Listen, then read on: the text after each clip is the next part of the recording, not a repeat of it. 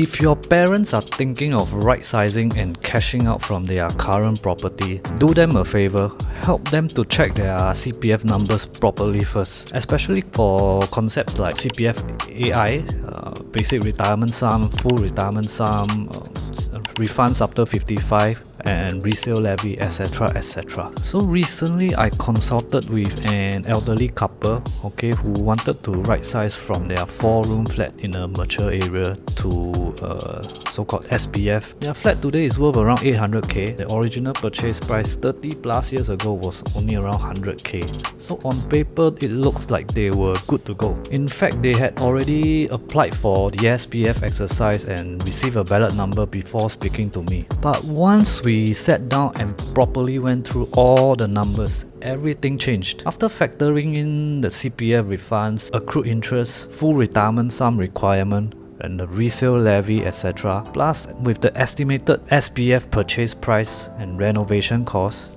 the actual sales proceeds left over were far lower than expected. Eventually, they made the painful decision to give up their ballot number entirely, and because of that they cannot now apply for another BTO SPF exercise for at least another year. So this case really highlights some of the important lessons that I think many Singaporeans only realize too late. Number one, be very careful how much CPF you commit into your property purchase. Many people psychologically treat the CPF as free money.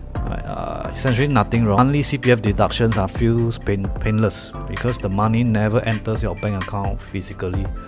But the reality is when you sell your property, the CPF amount used must be refunded back into your CPF account together with the accrued interest. And because CPF compounds over decades, the numbers can be very large. For this couple's case, their combined accrued interest alone is roughly 140,000. Just think about it carefully, let that sink in. The flat itself was bought more than 30 years ago for around $100,000. Yet today, when you sell, the accrued interest accumulated over time became even larger than the original purchase price itself. So this is what we call power of long-term compounding. Now let's be clear, CPF accrued interest is not a penalty from the government. They are not taking away your money. It is simply the opportunity cost of using CPF money for your housing, instead of allowing the money to continue compounding inside your CPF. Number two, do not confuse basic retirement sum and full retirement sum. People think that as long as I refund back the basic retirement sum after 55, then the remaining CPF can be used freely already for the next property.